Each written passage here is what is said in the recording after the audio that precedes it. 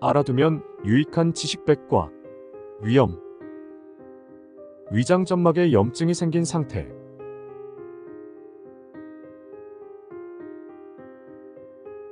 위염. 진료과. 소화기내과, 가정의학과, 소아청소년과. 관련 신체기관. 위. 관련 질병. 위암. 정의. 위염에 대한 정의는 일반인, 임상의사, 내시경의사, 병리의사 모두에서 다르다. 일반인의 경우 속쓰림이나 소화불량, 심화부 통증 등의 증상을 위염이라고 생각하고, 환자를 진찰하는 임상의사는 내시경에서 증명된 위궤양, 식도염 등이 없이 환자가 불편감을 호소할 때 신경성 위염 혹은 비궤양성 소화불량이라고 정의한다.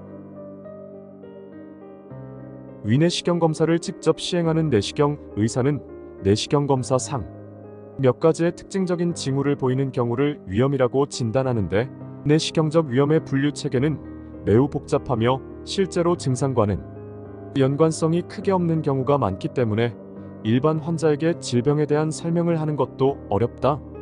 또한 위장점막에서 조직 검사를 한 후 검사 결과를 바탕으로 위염 진단을 내리는 병리의사의 위염에 대한 관점은 단순히 속이 쓰리고 소화가 잘 되지 않는 증상을 가진 일반인에게는 쉽게 받아들이기 어려운 진단 기준일 수밖에 없다. 따라서 위염에 대한 정의는 크게 두 가지 정도로 생각해 볼 수 있다.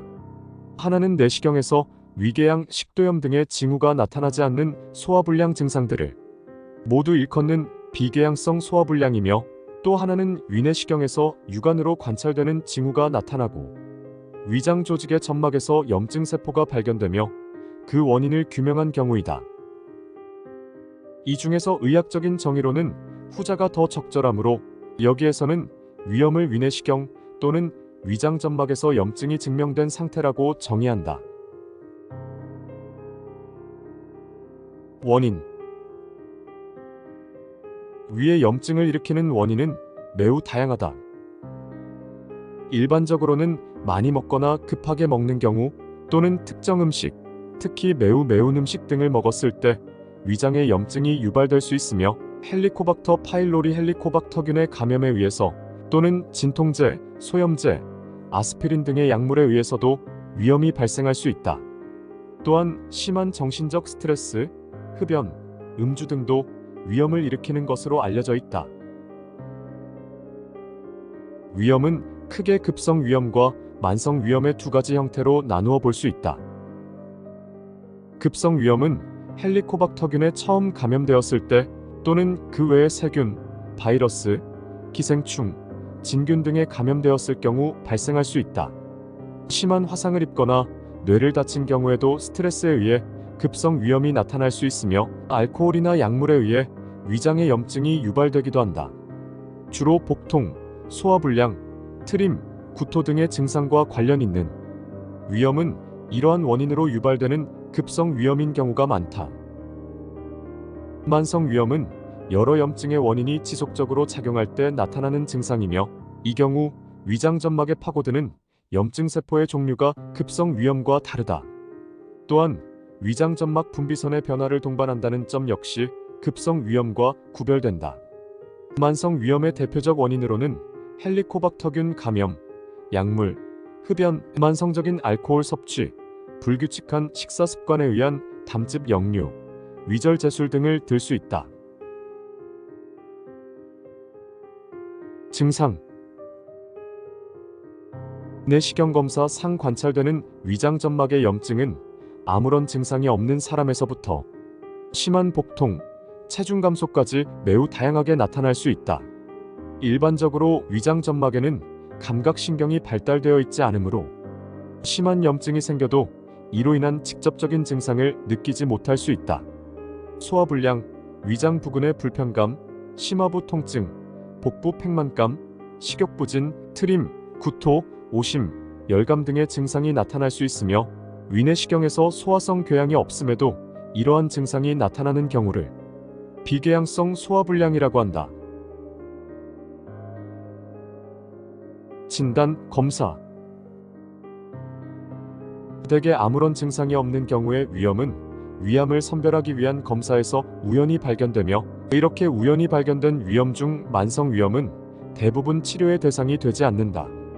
소화불량, 트림, 심화부 통증, 복부 팽만감 등의 증상이 나타나면 먼저 증상에 대한 치료를 시도해본다. 그러나 우리나라는 위암의 발생률이 전 세계에서 가장 높은 지역이므로 만 40세 이상에서는 증상에 대한 치료보다는 위내시경 검사를 통한 진단을 먼저 받을 것을 권유하고 있다. 여러 이유로 인해 위내시경 검사를 시행한 후 검사상 나타나는 징후를 통해 위험을 분류하고 원인에 대한 감별이 꼭 필요한 경우에는 조직 검사를 병행하여 염증의 정도와 원인에 대해 진단한다.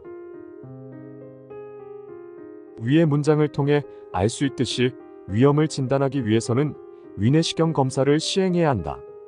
위장 점막 상태를 평가하는 방법으로 위장 조형술 검사가 있지만 미세한 변화, 색조 변화 등은 진단할 수 없고 원인에 대한 조직 검사를 병행할 수 없으므로 권유하지 않는다.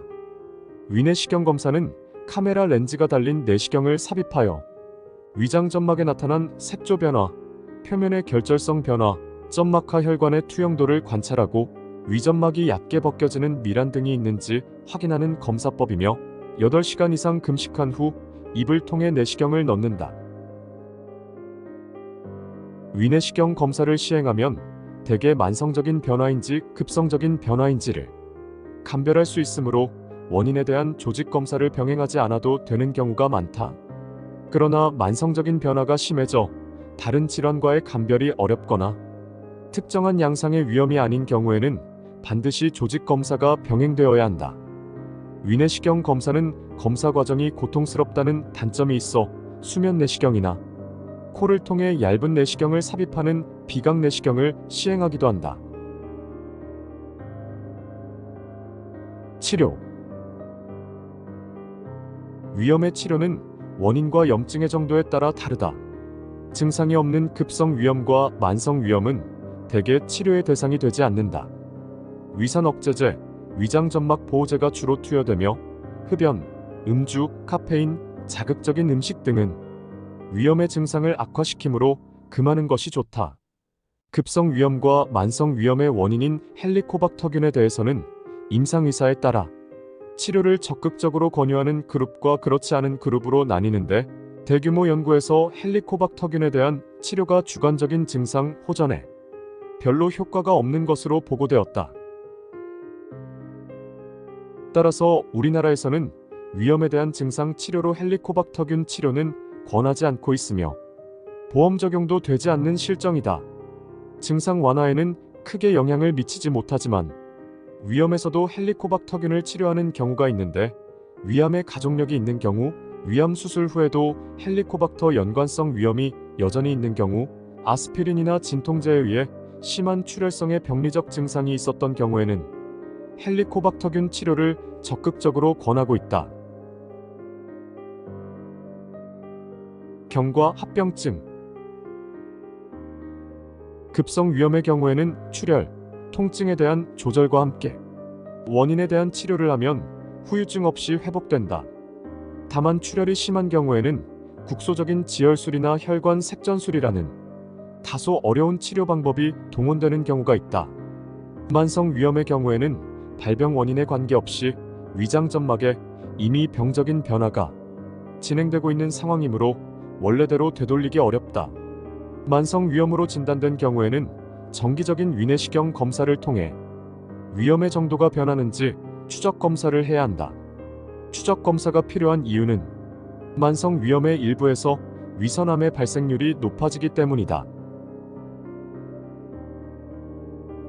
예방 방법.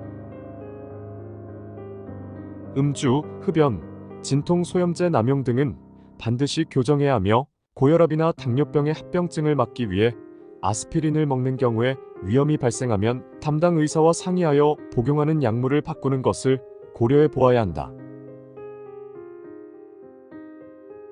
식이요법, 생활가이드. 급성 위염에 대한 치료를 받고 있는 경우에는 산도가 높은 과일 주스, 식초, 매운 음식과 같은 자극적인 식사를 피하는 것이 좋다. 또한 음주와 흡연, 카페인 섭취는 위염에 의한 증상을 악화시키므로 피해야 한다. 만성 위염의 경우에는 소금에 오래 절인 음식, 불에 구워 먹는 생선이나 고기, 신선하지 않은 오래된 음식 등이 위암의 발생률을 높일 수 있으므로 가능하면 피하는 것이 좋고, 신선한 야채, 물에 삶은 고기, 신선하게 보관된 음식을 먹는 것이 좋다고 되어 있다. 이러한 식이요법뿐만 아니라 향후 발생할 수 있는 위선암을 조기 진단하기 위해 정기적인 검사를 받는 것도 중요하다.